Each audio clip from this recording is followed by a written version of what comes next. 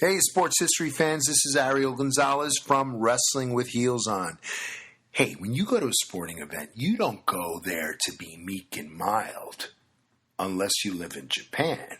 You go there to get freaking wild. That means bringing some attitude to your amplitude. How do you do that? You get Racket. R-A-K-I-T. Racket combines a compact 7-inch megaphone, 8 powerful adjustable LED lights, noisemakers, an insert you design, and it's all fully customizable to match your team's colors. Now here's the coolest thing about this product. J.J. Abraham, the founder, was the ultimate cheer dad. He followed his daughter's cheer group around the country, and he saw parents struggling using all sorts of crazy contraptions to make some noise for their kids. And then he had an aha moment. He thought, wait, why not combine all of these doodads into an all-in-one compact device for the ultimate fan?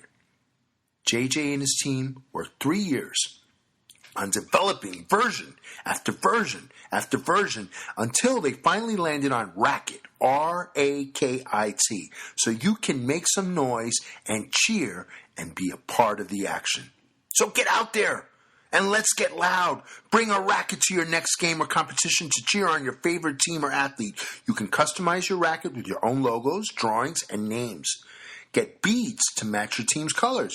Flashing lights add to the excitement. Are you ready to make a racket?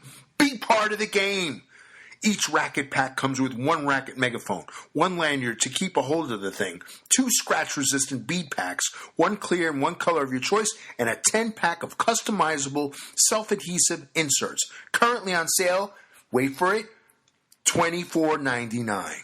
To pick up your racket today, head to myracket.com. That's myraket.com.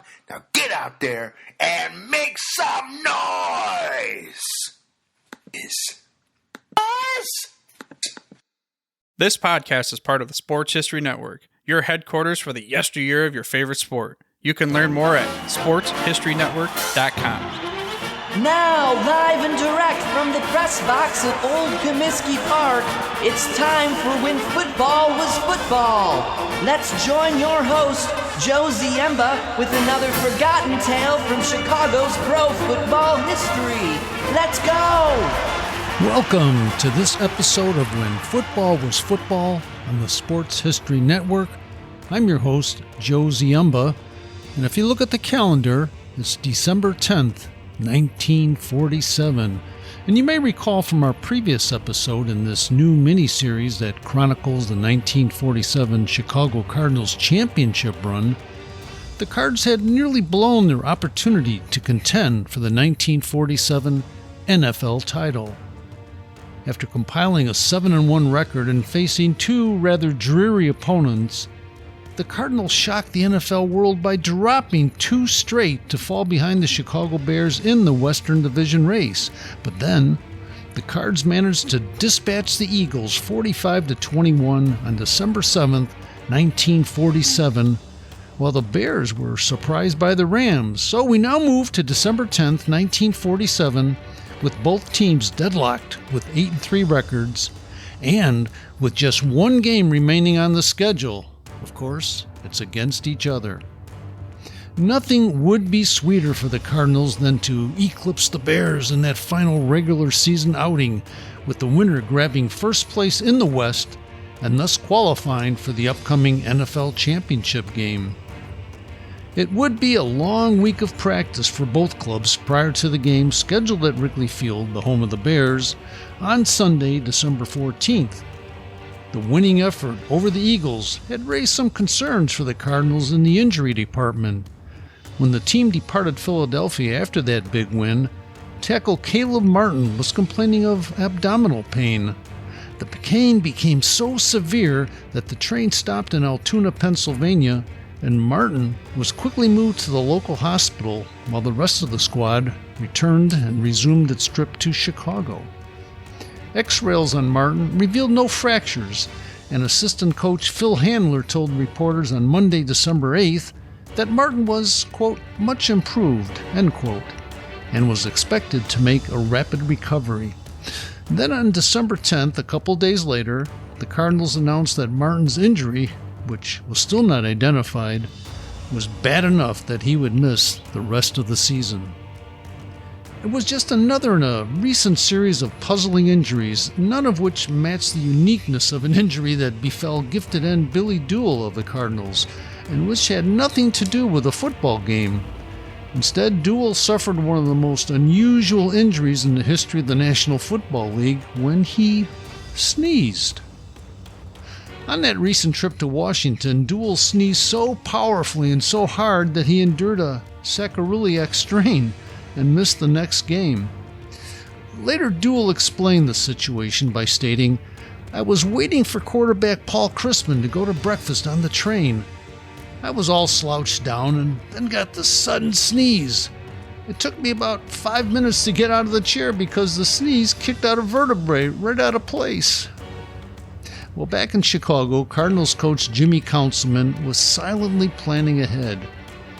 Although the Cards had defeated the Bears 31-7 earlier in the year, he knew that the Bears were rapidly improving and would be a significant challenge under coach George Halas.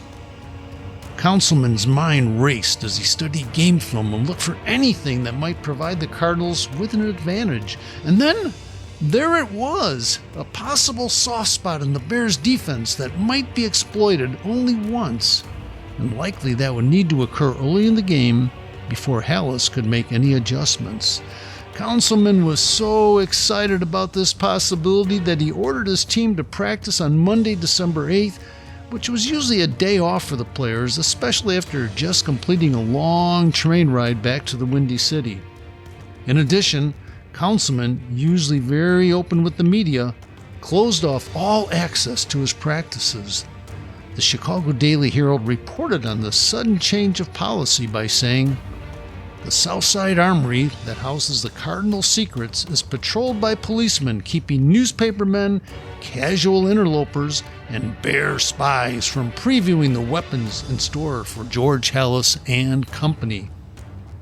Councilman later explained his need for secrecy in an interview given a few years later to Sports Illustrated magazine. Councilman said, "We were scheduled to meet the Chicago Bears for the Western Division Championship.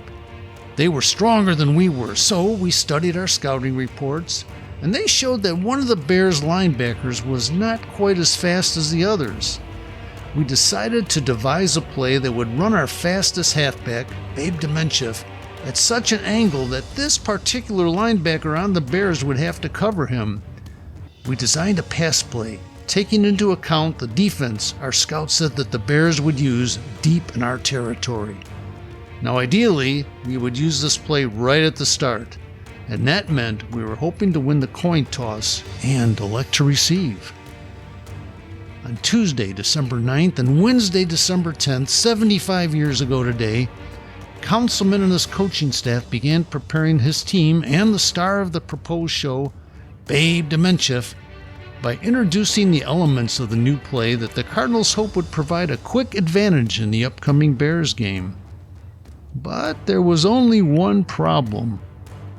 By Wednesday, December 10th, 75 years ago today, Babe Demenchev had not yet shown up for practice. Please join us on December 13th when we continue our look back at the Chicago Cardinals championship season in 1947, and as our search for the Babe continues. This podcast is part of the Sports History Network, your headquarters for the yesteryear of your favorite sport. You can learn more at sportshistorynetwork.com.